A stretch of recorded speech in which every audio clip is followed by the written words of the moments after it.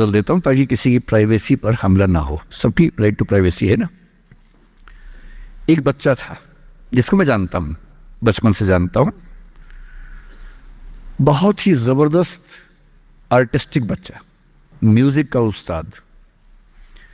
उसके घर में लगभग सब लोग म्यूजिक के उस्ताद थे, इंस्ट्रूमेंटल म्यूजिक, वोकल म्यूजिक, हर चीज में अच्छा, पढ़ने में भी ठीक, बढ़िया।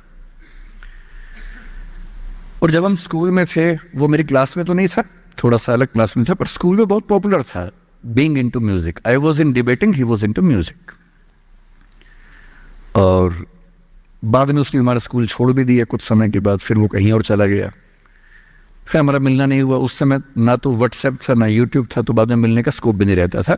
जो एक बार चला गया वो चला ही जाता था उस समय। अब तो बच्चे जिंदगी भर दोस्त रहते हैं। फिर जब मैं दिल्ली यूनिवर्सिटी में आ गया, ग्रेजुएशन कर चुका था, उसके बाद अचानक मुझे एक बचपन का दोस्त मिला जिसने मुझे एक इंटरेस्टिंग क्या डेवास्टेटिंग बात बताई। तो बात चल रही थी कि स्कूल के दोस्त कहाँ कहाँ हैं, क्या कर रहे हैं, तो बातों बातों में उसका जिक्र भी आया। तो मैंने बड़ी उम्मीद से पूछा, मैंने कहा वो तो बॉम्बे चला गया होगा, फिल्म इंडस्ट्री में चला गया होगा। तो मेरे दोस्त ने पूछा कि तुम्हें नहीं पता उसके बारे में? मैंने कहा नहीं। उसने कहा यार वो जेल में है, and he was one of the most creative students of our school. मैंने कहा जेल में क्यों है? बोले सच में नहीं पता। मैंने कहा सच में नहीं पता मुझे। बोले वो ग्रेजुएशन करने के लिए जब गया तो पता नहीं क्या हुआ, उसकी थोड़ी संगति खराब हो गई। बैड कंपनी जिसको हम बोलते हैं, जो इस उम्र में अच्छी लगती है, वही वाली।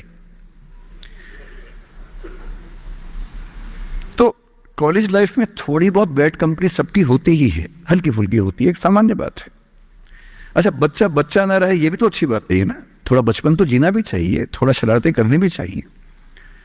पर किसी किसी का दुर्भाग्य होता है कि ज्यादा हो जाता है, उसके साथ ऐसा हुआ।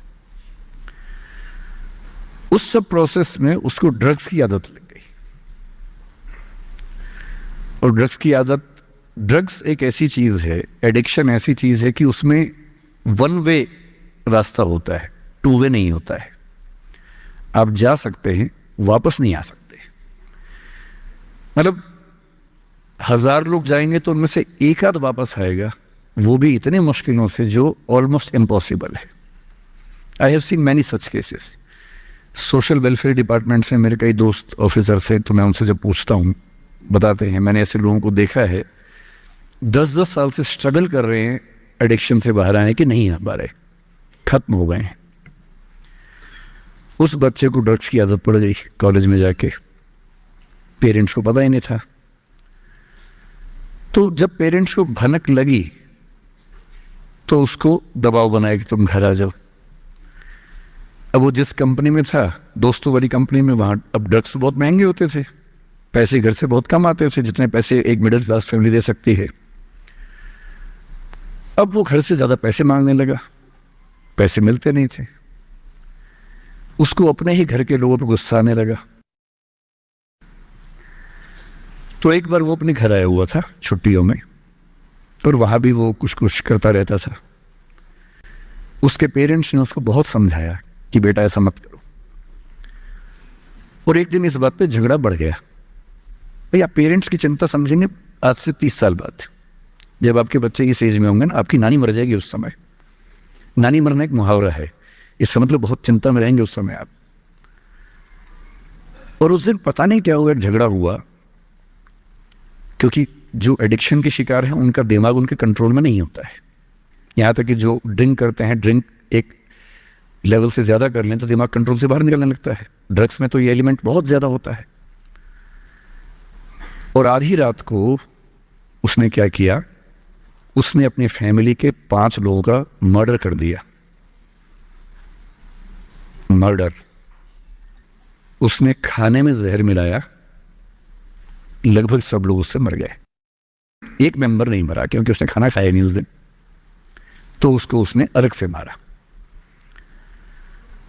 और ये बात है जब उसकी उम्र लगभग 17-18 साल की थी, या 19 के आसपास रहा होगा।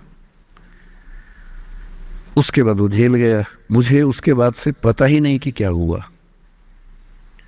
फांसी हुई या उम्र कैद हुई या क्या हुआ, ना तो मुझे पता है ना मैं इंटरेस्टेड हूँ जानने में। मैं उसका नाम हम सब जानता हूँ, एंड एक दो क्लास स्कूल में ऐसी थी कि वो हम आसपास थे, जानते थे, पहचानते थे एक दूसरे को। मेरी सबसे बड़ी चिंता ये होती है बच्चों को लेकर कि किसी भी गलती से वो ड्रग्स में ना चले जाएं। आप सबसे रिक्वेस्ट कर रहा हूं हाथ जोड़ के, कुछ भी कर लेना, ये मत करना। बदमाशी करो, शरारत करो, थोड़ा इश्क विश्क होगा करो, कोई दिक्कत नहीं। किसी को चीट मत करना, ड्रग्स में मत जाना, क्योंकि इन रास्तों पे जाने के बाद वापसी का रास्ता नहीं है, पूरी जिंदगी खत्म हो जाती है।